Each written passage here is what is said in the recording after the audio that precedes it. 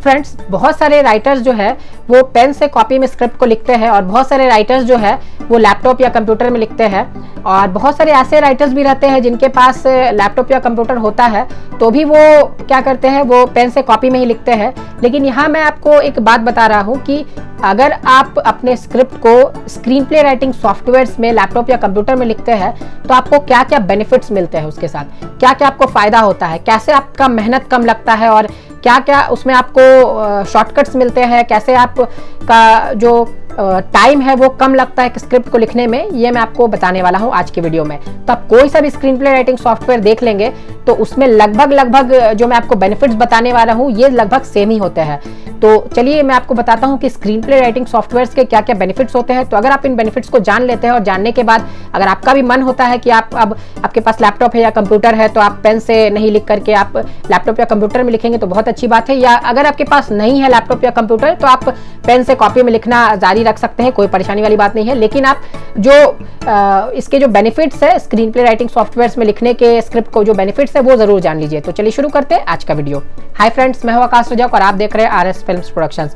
Friends, channel पर नए हैं तो इसे सब्सक्राइब जरूर कर लीजिए और आप मुझे इंस्टाग्राम पर फॉलो कीजिए। मेरी इंस्टाग्राम आईडी की लिंक आपको इस वीडियो के डिस्क्रिप्शन में मिल जाएगी। और मेरा एक और भी चैनल है जिसका नाम है बॉलीवुड को जानो, आप उस चैनल को भी सब्सक्राइब जरूर कर लीजिए। सब्सक्राइब करने के लिए आपको इस वीडियो के डिस्क्रिप्शन में एक लिंक मिल जाएगी। तो फ्रेंड्स चलिए इसके लिए मैं आपको ले चलता हूँ अपने कंप्यूटर की स्क्रीन पर और बताता हूँ कि स्क्रीन प्ले राइटिंग सॉफ्टवेयर्स के क्या क्या बेनिफिट्स होते हैं। तो देखिए, सबसे पहले मैं आपको एक फायदे के बारे में बता दूं कि इससे आपका समय बचता है। जब भी आप स्क्रीन प्ले राइटिंग सॉफ्टवेयर में लिखते हैं तो इससे आपका समय बचता है। देखिए कैसे बचता है ये मैं आपको बता देता हूँ। मान लीजिए कि किसी भी चीज को आप दोबारा लिख रहे हैं, चाहे कोई कैरेक्टर का नाम है या फिर कोई सीन है, उसे आप दोबारा लिख रहे हैं तो आप उसे कॉपी और पेस्ट कर सकते हैं।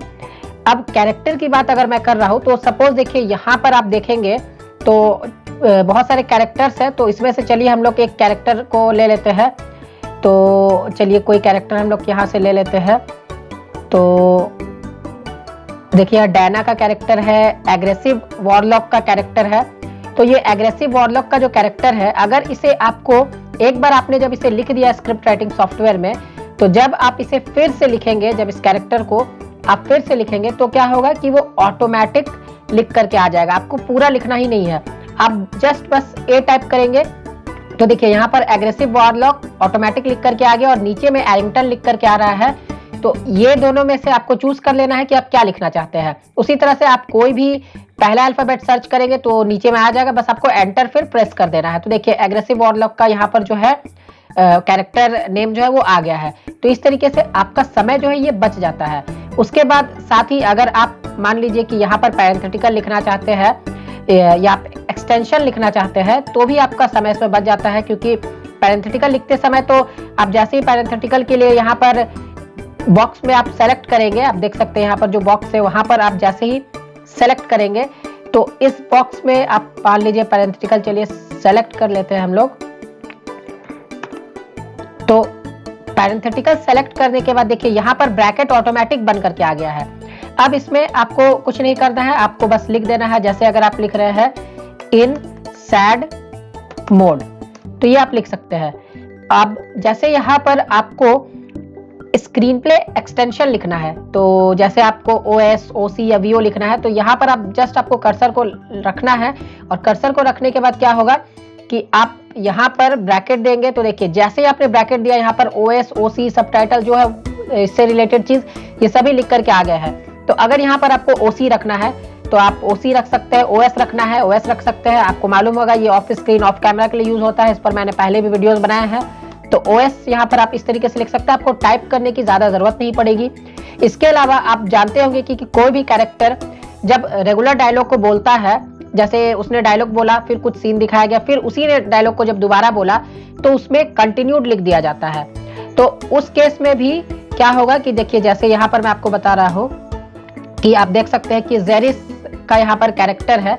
तो ये जो जेरिस का कैरेक्टर है ये जो भी डायलॉग को बोल रहा है तो पेज जो है वो चेंज हो रहा है। तो यहाँ पर मोर लिखा हुआ आ गया ऑटोमेटिक, ये आपको करना नहीं है, ये ऑटोमेटिक लिखा हुआ आ जाएगा। जैसे ही पेज चेंज होगा और डायलॉग कंप्लीट नहीं होगी तो आपको जो स्क्रीन प्ले राइटिंग सॉफ्टवेयर में आप काम करेंगे तो ये ऑटोमेटिक से मोर लिखा हुआ आ जाएगा। उसके बाद फिर देखिए यहाँ पर जेरिस का ही सेम डायलॉग है वो कंटिन्यूड में चल रहा है। तो आप जैसे डायलॉग को लिखना स्टार्ट करेंगे ऑटोमेटिक यहाँ पर कंटिन्यूड लिख करके आ जाएगा।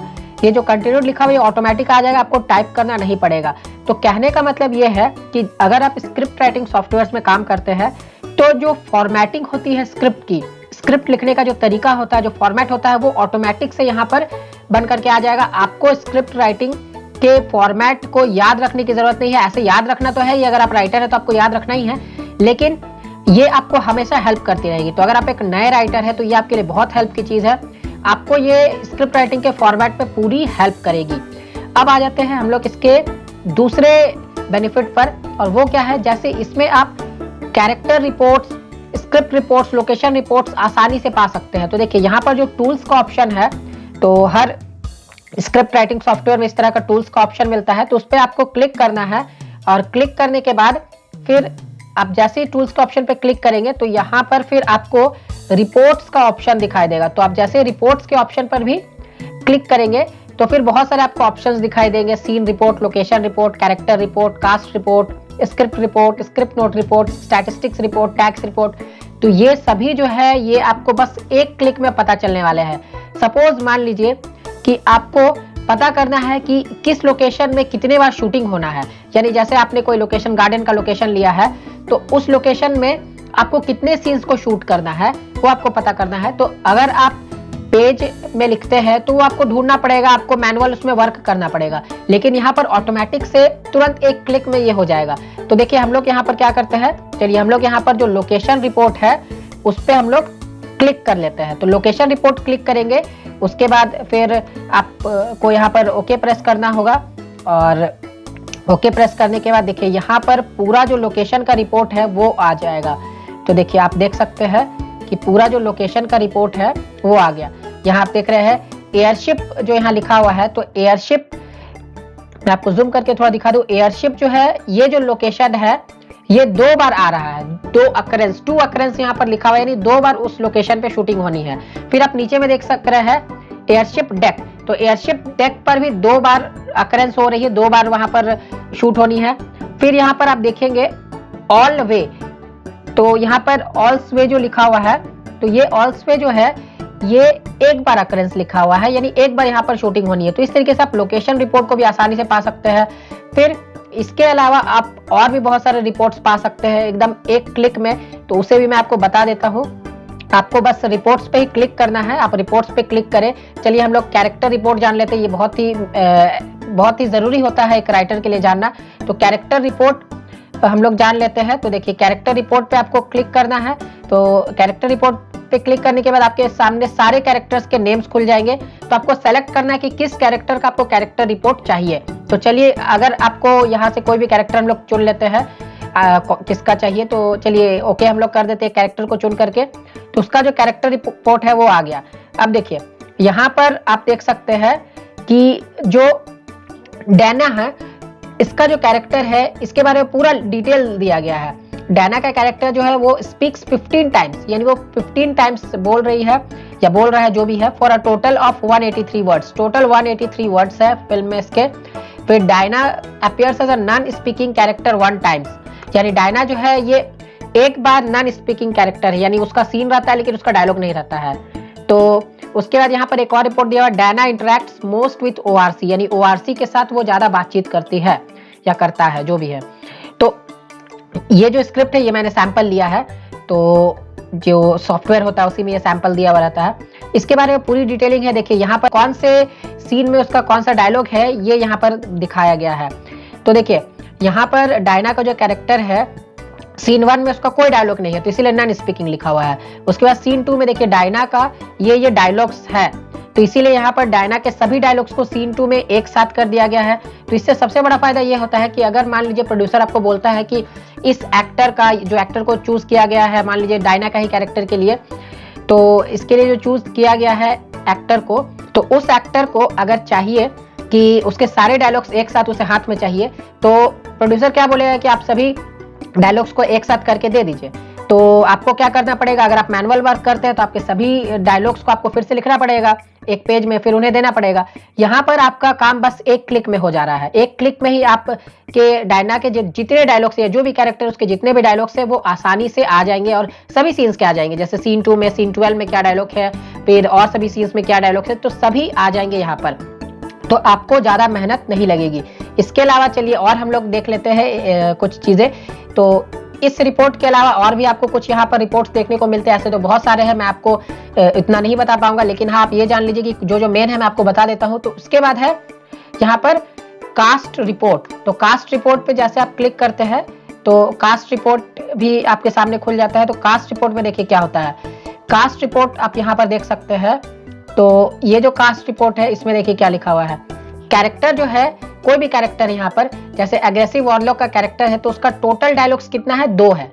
स्पीकिंग सीन्स 2 है, नॉन स्पीकिंग सीन्स 0 है और टोटल सीन्स 2 है। तो पूरा उसके बारे में डिटेलिंग आ जा रहा है। फिर चलिए हम लोग और कहीं बीच से ले लेते हैं।